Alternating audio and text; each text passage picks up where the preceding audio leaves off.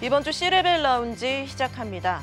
최근 일주일 재계에서는 재벌과 형제 간의 다툼이 입에 오르내렸는데요. 첫 번째 인물은 정태영 현대카드 부회장입니다. 장례식 방명록이 불씨였습니다. 장남인 정 부회장이 2019년과 2020년에 각각 사망한 아버지와 어머니 장례식의 방명록 명단을 동생들에게 전부가 아닌 일부만 보여주면서 법정 다툼으로까지 번진 건데요. 쟁점은 방명록의 이 소유 개념을 어떻게 바라보느냐였습니다. 재판에서 동생 측은 방명록은 공동 상속인인 자녀들이 공동으로 소유하는 게 맞다라고 주장을 했고, 정 부회장 측은 방명록 명단은 단순한 정보일 뿐 원고와 피고의 공유물이 아니다라면서 개인정보를 제공한 문상객의 자기결정권을 침해하는 것이다라는 다소 황당한 주장을 펼쳤습니다. 상갓집 방명록에 이름을 쓰고 고인의 가족이 보는 게 마음에 걸렸다면 아예 조문 자체를 안 가지 않았을까요? 정 부회장은 혹시 가족에게 알리고 싶지 않은 문상객이라도 있었을까요?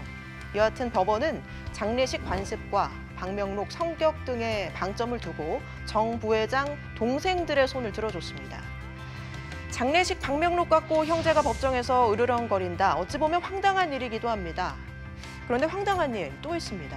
어머니의 유언에 따라서 상속이 이루어진 재산 10억 원 가운데 2억 원을 두고도 이들 형제 간의 소송이 벌어지고 있습니다. 그런데 정 부회장의 지난해 연봉 100억 원이 넘습니다.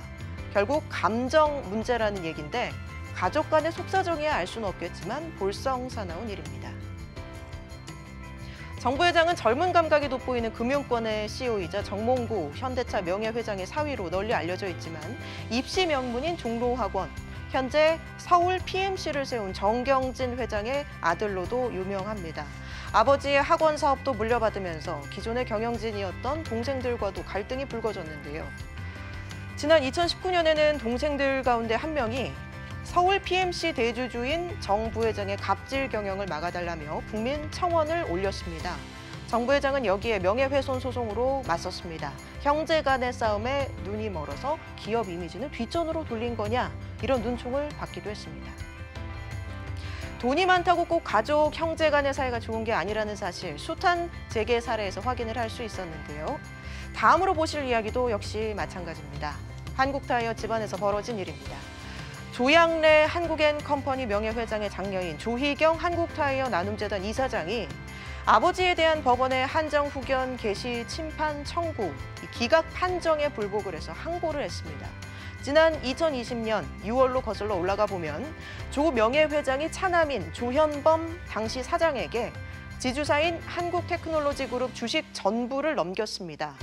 장녀인 조 이사장은 조 명예회장의 결정이 스스로의 뜻에 따른 것인지 판단을 해야 한다며 성년 후견 심판을 청구했습니다. 앞서 한국타이어는 장남 조현식 고문과 차남 조현범 회장 간의 형제의 난이 이어져 왔는데요. 이 조 이사장은 장남 조현식 고문의 편이었던 것으로 알려졌죠.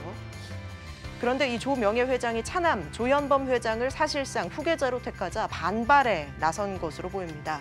조 명예회장은 2020년 첫째 딸이 이러는 게 당황스럽고 마음 아프다라면서 경영권에 욕심이 있는 것이라면 주겠다는 생각은 한순간도 해본 적이 없다라고 일침을 가하기도 했습니다.